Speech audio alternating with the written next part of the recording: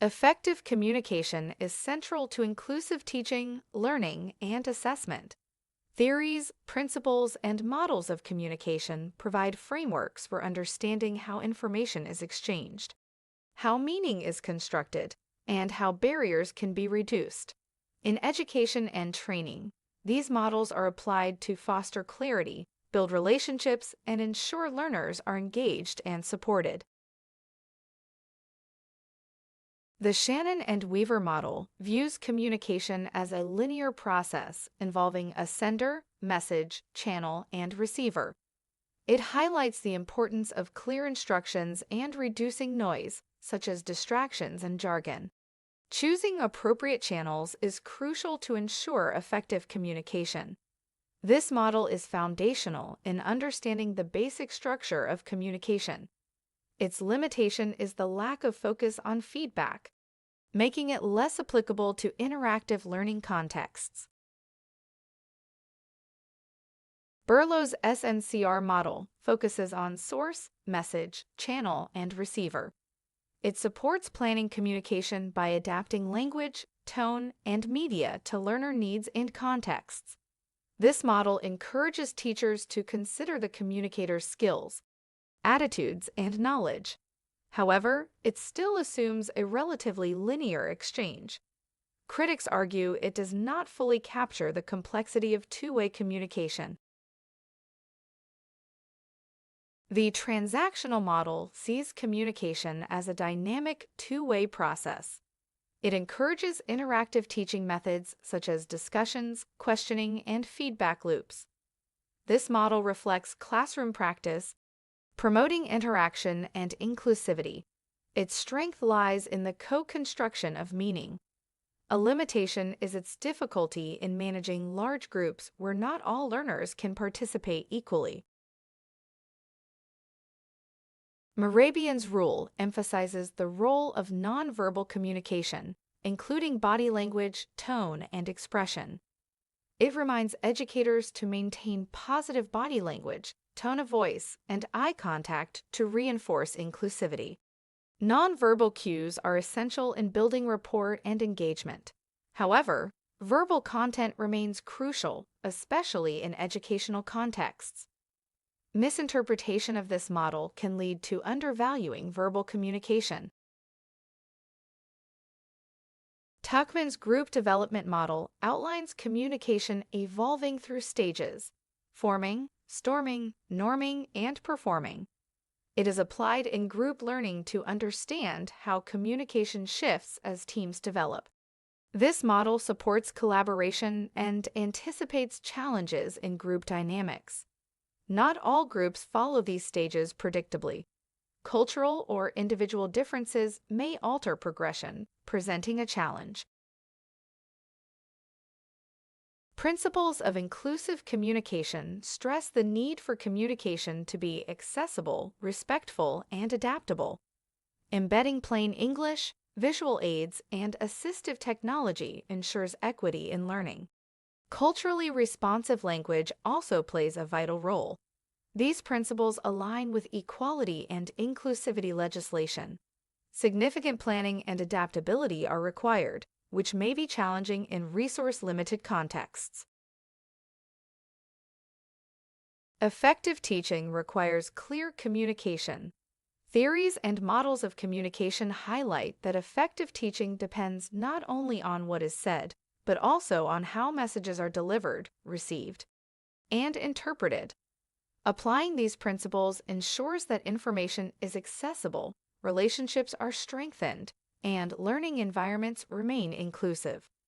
By combining models linear for clarity, transactional for interaction, and inclusive for equity, educators can maximize engagement and remove barriers to learning. Theories, principles, and models of communication provide frameworks to understand how messages are conveyed, interpreted, and responded to within educational settings. Communication underpins effective teaching, learning, and assessment. Analyzing these models highlights both their strengths and limitations. They show how they can be applied to create inclusive learning environments. Each model offers unique insights into communication processes. This model views communication as a one-way process, moving from sender to receiver via a channel, with noise as potential interference. Its strength lies in highlighting the need for clarity and minimizing barriers such as jargon and distractions. However, it lacks focus on feedback, limiting its applicability to interactive learning contexts. Dialogue is essential in education, which this model does not fully address. It remains foundational in understanding communication. Berlow's model extends linear ideas by emphasizing source, message, channel, and receiver. It highlights factors like communicator skills and audience context. Teachers are encouraged to adapt messages to learner needs. Critics argue it still assumes a linear exchange, not capturing two-way communication complexity. Despite this, it remains valuable for planning effective communication. Its strength is promoting interaction and inclusivity. The transactional model sees communication as dynamic and continuous, with both parties as sender and receiver. It reflects classroom practice, where learners give feedback through questions and responses. However, it can be challenging to manage in large groups. Not all learners can participate equally, which can be a limitation. Mehrabian suggested communication relies heavily on nonverbal elements like body language and tone. Positive nonverbal cues in teaching, such as eye contact, reinforce engagement. The model is often misinterpreted, as verbal content is still essential. It highlights the importance of nonverbal communication, but should not undervalue verbal precision. This balance is critical in educational settings.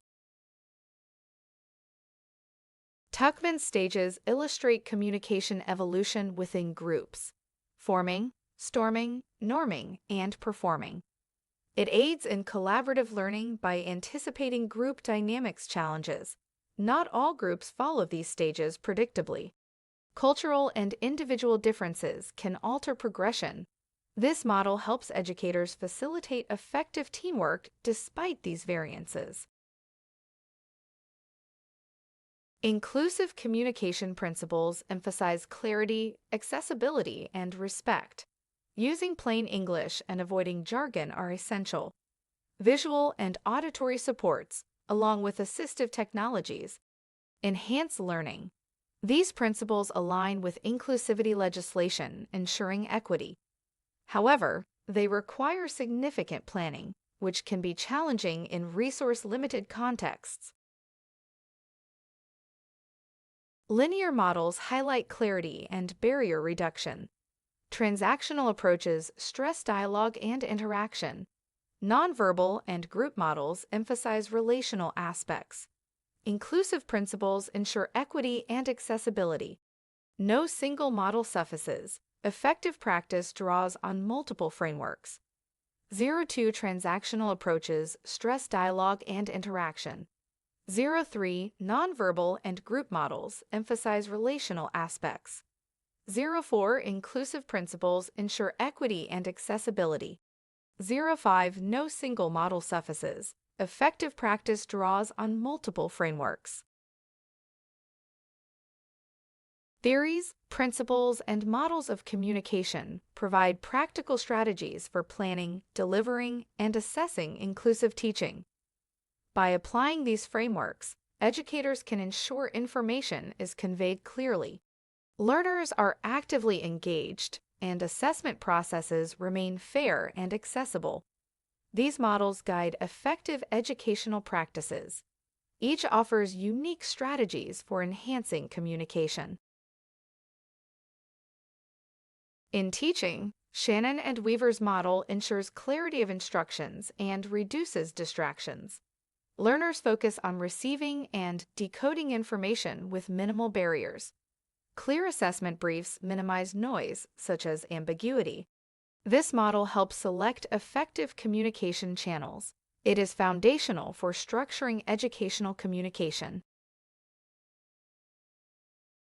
Berlow's model involves adapting language, tone, and resources to suit learner needs. Learners engage more effectively when messages align with their skills and context. Assessment feedback is tailored to learners' contexts using appropriate media. This model supports planning communication strategies. It remains valuable for aligning educational content with learner needs. The transactional model promotes two-way dialogue through questioning and discussions. Learners actively co-construct meaning through interaction. Assessment includes opportunities for dialogue, such as oral feedback and peer review.